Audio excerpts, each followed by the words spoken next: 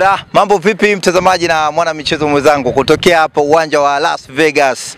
Bwana Mabibo ambapo inafanya timu ya 7 Elite ya kocha Amiri Kiemba, mchezaji wa zamani wa timu ya taifa Simba na Young Africans. Bwana, nimekanyaga boli. Nataka test mambo yapo. Hatari. Hadi naipiga. Unajua ile naipigaje? Naipiga au siangalie. Hivyo vitu watu hawezi kufanya. No look. No look.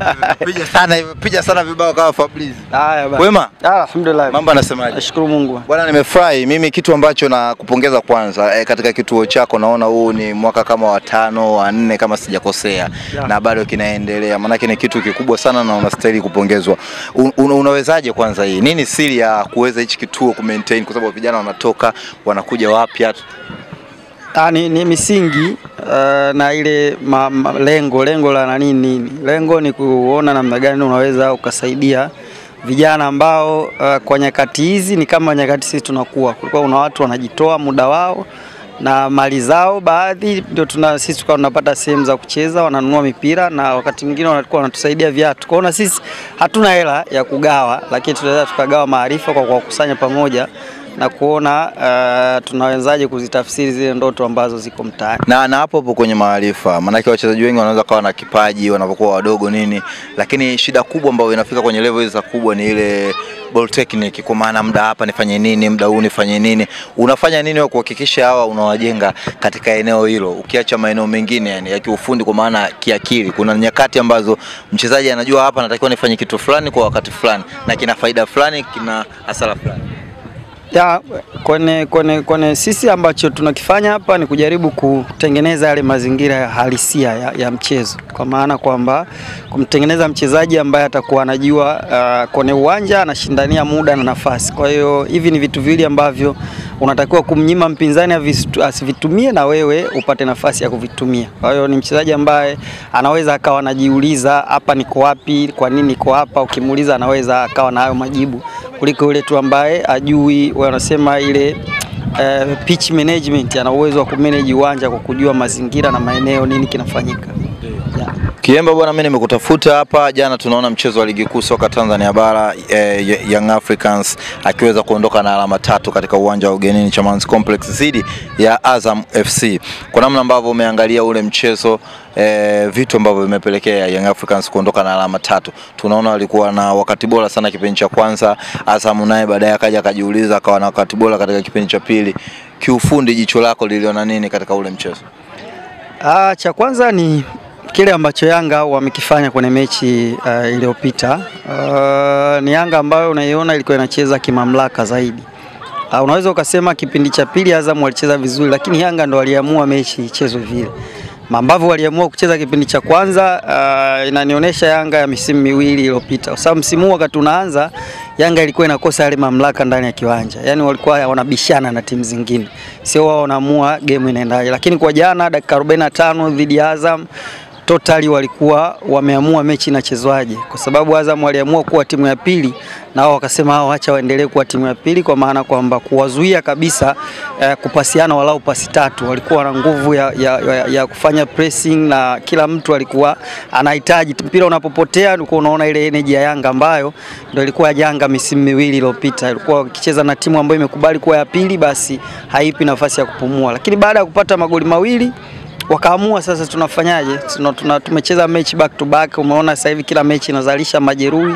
Wakaona hatuna haja tena kutumia nguvu. Utaona hata mabadiliko ya wachezaji, alikuwa anaingiza wachezaji ambao kwanza watakuja tu wana uwezo mzuri wa kukaa na mpira na ni wale ambao wana sifa za kupasiana zaidi.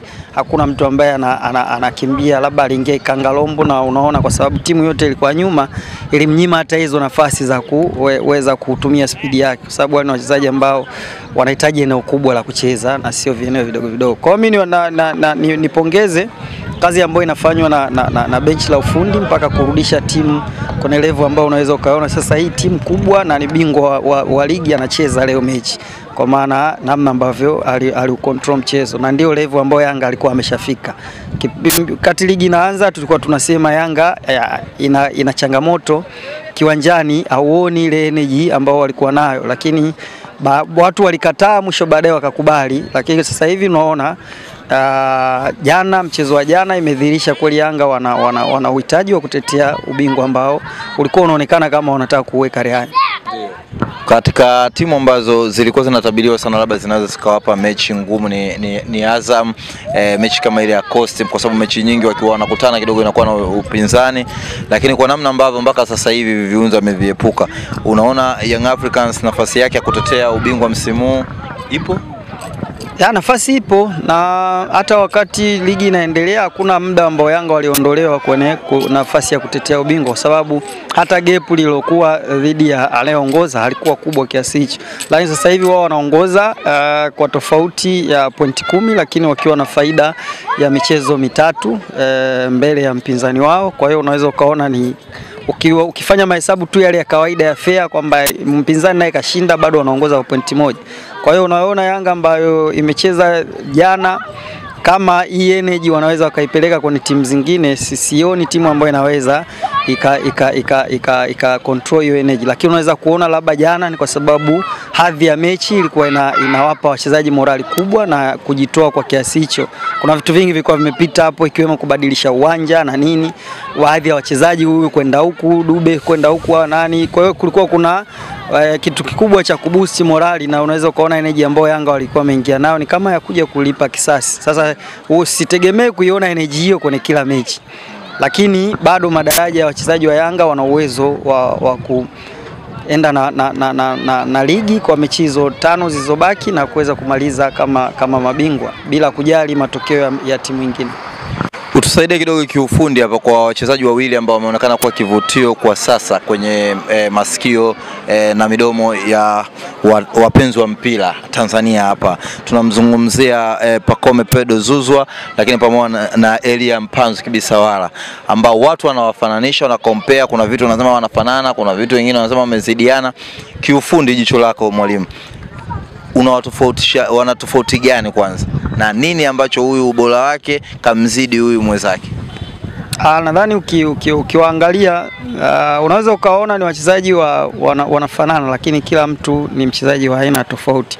Kwa maana ukizungumzia Pacome unazungumzia typical midfield ambaye ana vitu vya ziada na uwezo wa kutembea na mpira, lakini ukimwangalia Mpanzu unamkuta ni mshambuliaji, yani Mpanzu ni mshambuliaji. Kinachomsaidia ni kwamba pia ana tekniki nzuri na skills za mpira, lakini huwezi kuwaweka kwenye kikaango kimoja kama viungo. Watakuwa viungo kwa sababu tu wanacheza eneo la katikati, lakini huyu anakuwa comfortable zaidi akicheza nyuma ya mshambuliaji ambao ni Mpanzu, au akicheza akitokea pembeni. Lakini Pacome unaweza ukamtumia kama namba 6, unaweza kumtumia kama namba 8, kama namba 10, winga zote mbili unaweza ukamtumia. Kwa hiyo ni wachezaji ambao mimi siwezi sema nani ni zaidi, lakini bado ni wachezaji wazuri, na tuwasifu wale ambao wanafanya hizo scouting na kutuletea wachezaji wa aina hii kwenye ligi yetu. Bwana Mnyama Simba